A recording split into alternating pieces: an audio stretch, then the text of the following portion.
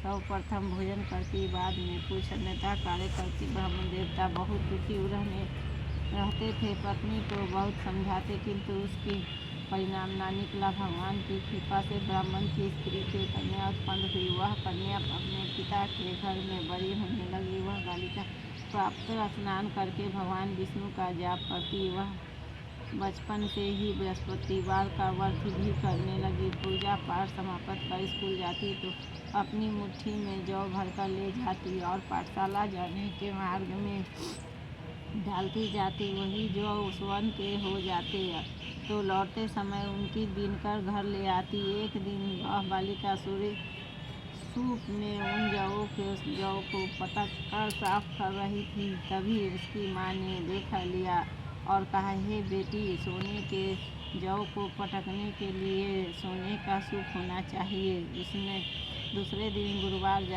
था। इन कन्या ने व्रत रखा और बृहस्पति देव से प्रार्थना करके कहा, हे प्रभु, यदि मैंने सच्चे मन से की पूजा की है तो मुझे सोने का सूप दे दो। बृहस्पति देव ने उसकी प्रार्थना स्वीकार कर ली। रोजाना की तरह वह कन्या जौ फैलाती हुई स्कूल चली गई। स्कूल से लौटे जब वह जौ बीन रही थी तो बृहस्पति देव की कृपा से उसे सोने का सूप मिला।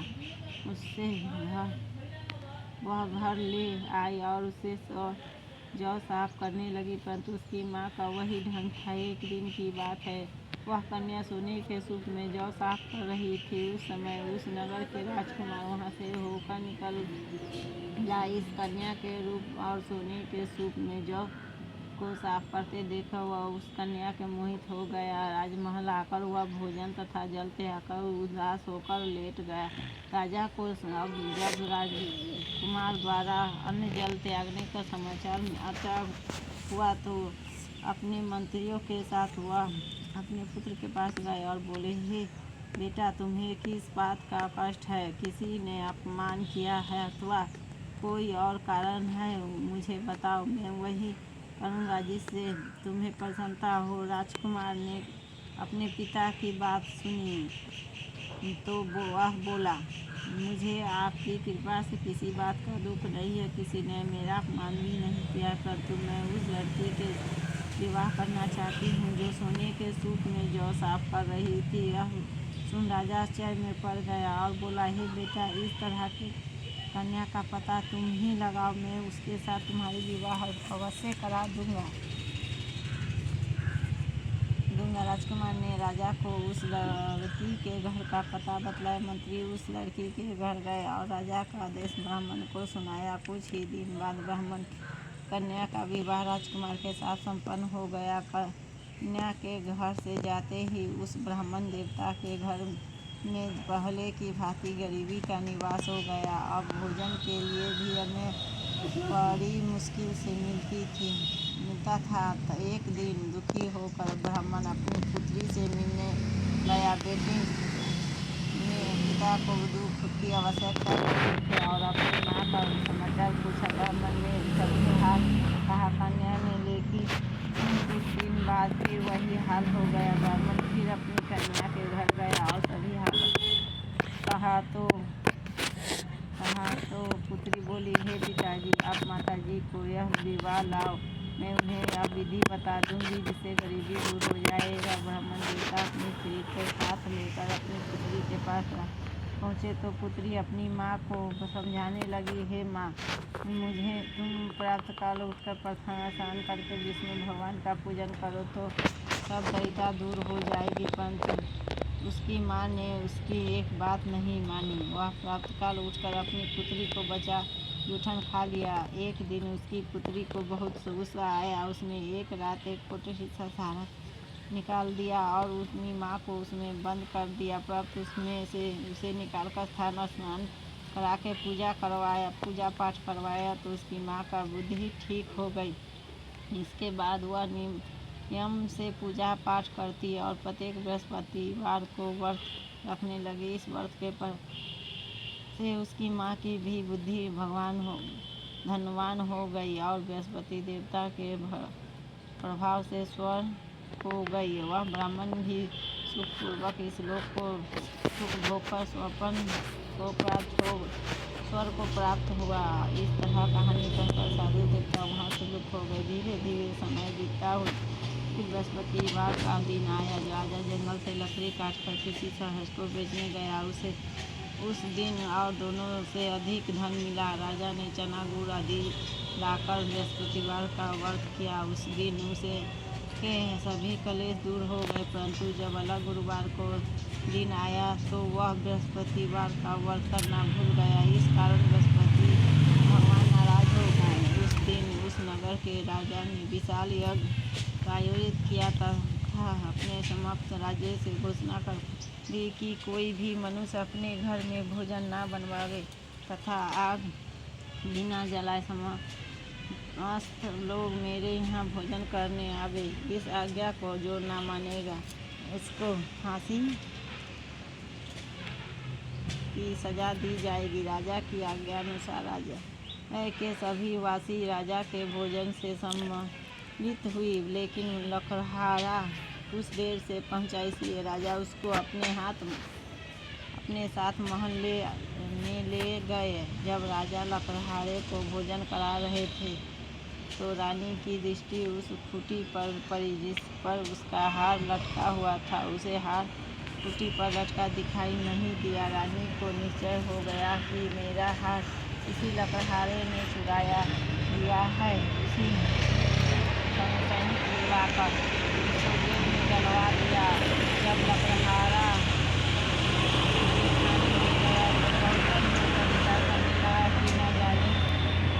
कौन से पूर्व जन्म के कर्म से मुझे यह दुख प्राप्त हुआ है, और उसी साधु को याद करने लगा जो जंगल में मिला था।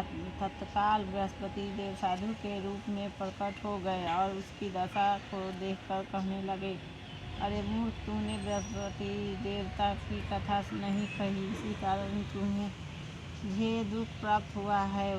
अब चिंता मत करो। बृहस्पतिवार के दिन जेल खाने के दरवाजे पर 4 पैसे पड़े मिलेंगे, उनसे तू बृहस्पति देव की पूजा करना तो तेरा सभी कष्ट दूर हो जाएगा। अगले बृहस्पतिवार उसे जेल के दरवाजे पर 4 पैसा मिला। राजा ने पूजा का सामान मंगवा कर कथा कही और प्रसाद बांटा। इसी रात्रि को बृहस्पति देव ने उस नगर के राजा को स्वप्न में कहा, हे राजा, तूने जिस आदमी को जेलखाने में बंद कर दिया है वह निर्दोष है, वह राजा है, उसे छोड़ देना। रानी का हार उसी खूंटी पर लटका हुआ है। अगर तू ऐसा नहीं करेगा तो मैं राज्य को नष्ट कर दूंगा।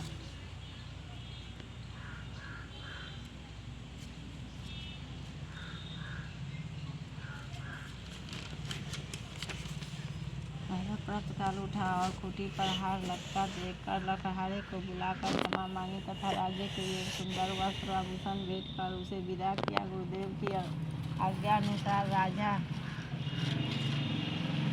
अपने नगर को चला दिया। राजा जब नगर के निकट पहुंचा तो उसे बड़ा ही आश्चर्य हुआ। नगर में पहले से अधिक बाग, तालाब और कुएं तथा बहुत सी धर्मशालाएं, मंदिर आदि बने हुए थे। राजा ने पूछा कि यह किसका बाग और धर्मशालाएं है। तब नगर के सब लोग कहने लगे कि यह सब रानी और उसकी दासी द्वारा बनवाए गए हैं। राजा को आश्चर्य हुआ और गुस्सा भी आया। जब रानी ने खबर सुनी कि राजा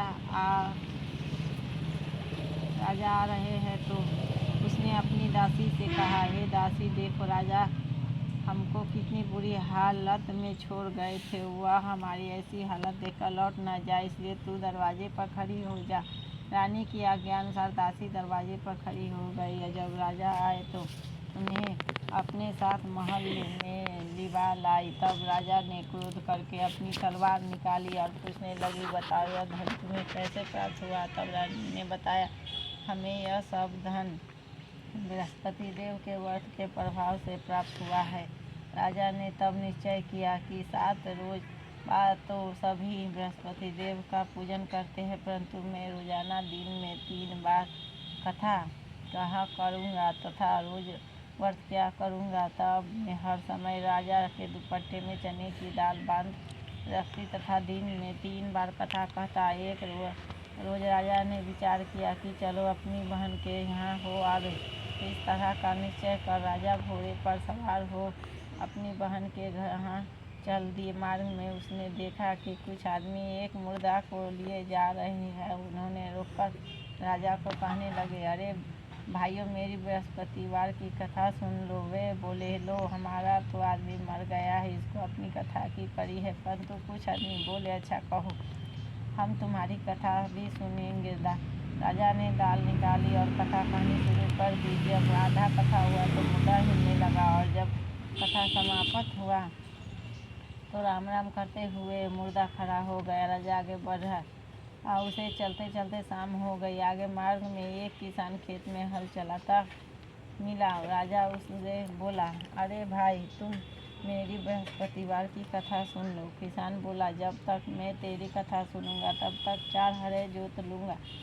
जा अपनी कथा किसी और को सुना देना। राजा आगे चलने लगा। राजा के हटते ही बैल पछाड़ खाकर गिर गए और कथा किसान के पेट में बहुत जोर से दर्द होने लगा। उसी समय किसान की माँ रोटी लेकर आई। उसने जब यह देखा तो अपने पुत्र से सब हाल पूछा। बेटे ने सभी हाल बता दिया। बुढ़िया दौड़ी दौड़ी उस घुड़सवार के पास गई और उससे बोली, मैं तेरी कथा सुनूंगी, तू मेरी अपनी कथा मेरे खेत पर चलकर कहना। राजा ने लौटकर बुढ़िया के खेत पर जाकर कथा कही। उसके सुनते ही बैल खड़े हो गए तथा किसान के पेट के दर्द भी बंद हो गया। राजा अपनी बहन के घर पहुंच गया। बहन ने भाई की खूब मेहमानी की। दूसरे रोज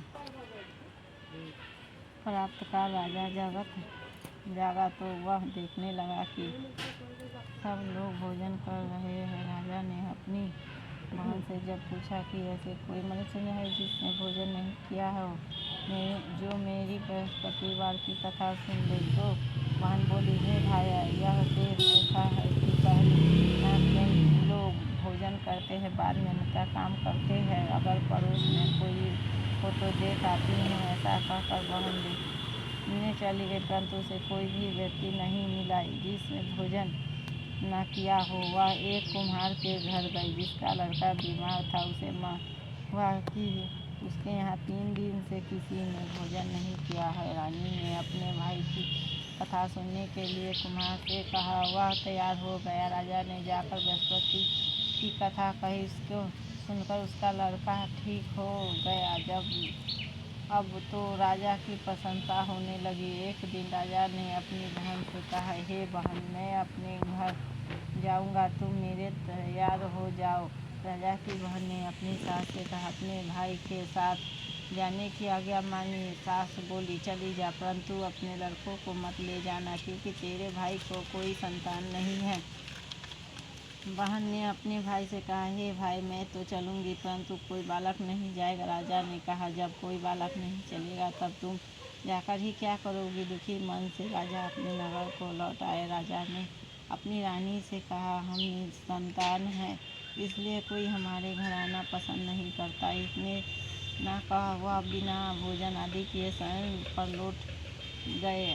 रानी बोली, हे प्रभु, बृहस्पति देव ने हमें सब कुछ दिया है, वे हमें संतान भी अवश्य देंगे। इस रात बृहस्पति देव ने राजा को स्वप्न में कहा, हे राजा, उठ, सभी सोच त्याग दे, तेरी रानी गर्भवती है। राजा को यह जानकर बड़ी खुशी हुई। 9वें महीने के घर में एक सुंदर पुत्र पैदा हुआ। जब राजा की बहन ने यह शुभ समाचार सुना तो वह बहुत खुशी हुई तथा बधाई देकर अपने भाई के घर आई। तभी रानी ने कहा, घोड़ा चढ़कर आई नहीं आई, गधा चढ़ के आई है। राजा को बहन बोला, भाई, मैं इस प्रकार ना कहती तो तुम्हें औलाद कैसे मिलता। बृहस्पति देव ऐसे ही है, जिनके मन में जो कामना रहती है वो सभी को पूर्ण करते हैं। जो सद्भावपूर्वक बृहस्पतिवार का व्रत करता है, एक बढ़ा है अथवा सुनाता है और दूसरों को सुनाता है, बृहस्पति देव उसकी सभी मनोकामना पूर्ण करते। बृहस्पति देव उनकी सदैव रक्षा करते हैं। जो संसार में सद्भाव और सच्चे हृदय से बृहस्पति देव का पूजन करते हैं, उनकी सभी मनोकामना उसी प्रकार पूर्ण होती है जैसे राजा ने बृहस्पति देव की कथा का गुणगान किया। उनकी सभी इच्छाएं बृहस्पति देव ने पूर्ण की। मनुष्य को हृदय से उनका करते हुए जय जयकार करना चाहिए। जय बृहस्पति।